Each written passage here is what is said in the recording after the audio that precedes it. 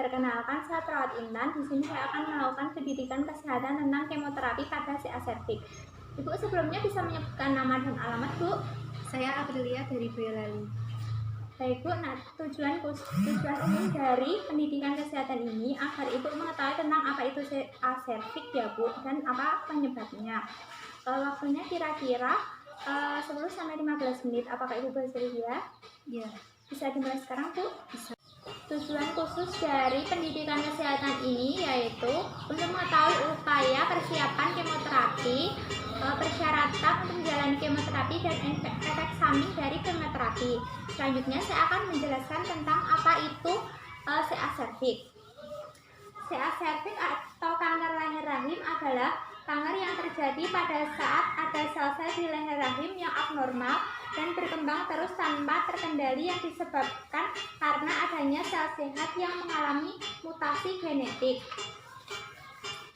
Penyebab dari CA cervix.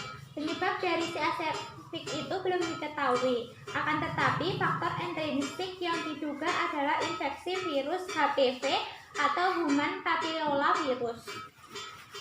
Sedangkan kemoterapi adalah prosedur pengobatan dengan menggunakan bahan kimia yang sangat kuat untuk menghentikan atau menghambat pertumbuhan sel kanker dalam tubuh. Apa saja sih syarat sebelum kemoterapi? Yang pertama, tes darah yang meliputi kadar hemoglobin minimal 10 gram.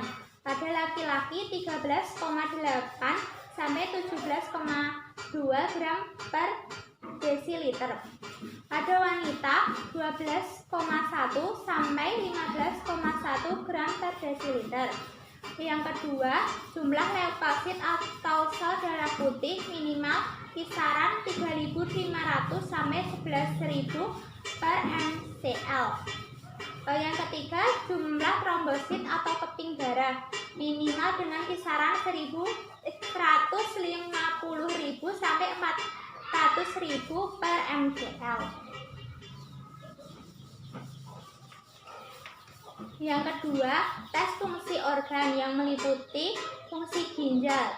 Dapat dilihat dari nilai ureum atau BUN dengan normal kurang dari 30 mg per desiliter dan kreatinin dengan normal 0,5 sampai 1,2 mg per desiliter. Fungsi hati yang dapat dilihat dari nilai SGOT dengan normal 5 sampai 40 mikron per liter dan nilai SGPT dengan normal 7 sampai 56 mikro per liter.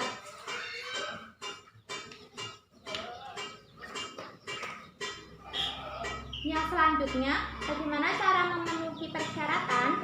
Yang pertama, konsumsi makanan dengan kandungan protein tinggi dan tinggi kalori, misalnya ikan putu, telur, almond, dada ayam, oat, keju potek, dan lain-lain.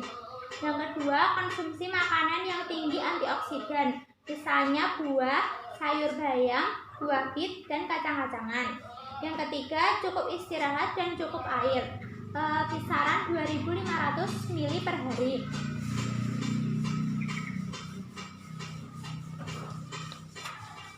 Yang selanjutnya, efek samping dari kemoterapi. Yang pertama, kelelahan, mual muntah, rambut rontok, nyeri, perdarahan, perubahan kulit menjadi kering ataupun kehitaman. Yang ketujuh, peningkatan resiko infeksi. Yang kedelapan, lemahnya memori dan konsentrasi. Yang terakhir, upaya untuk mengurangi efek samping kemoterapi. Yang pertama, menjaga kebersihan rambut dan hindari penggunaan minyak atau krim rambut. Makan dengan porsi sedikit tapi sering, kunyah secara perlahan-lahan. Yang ketiga, konsumsi buah dan sayur. Olahraga ringan dan kelola stres yang baik.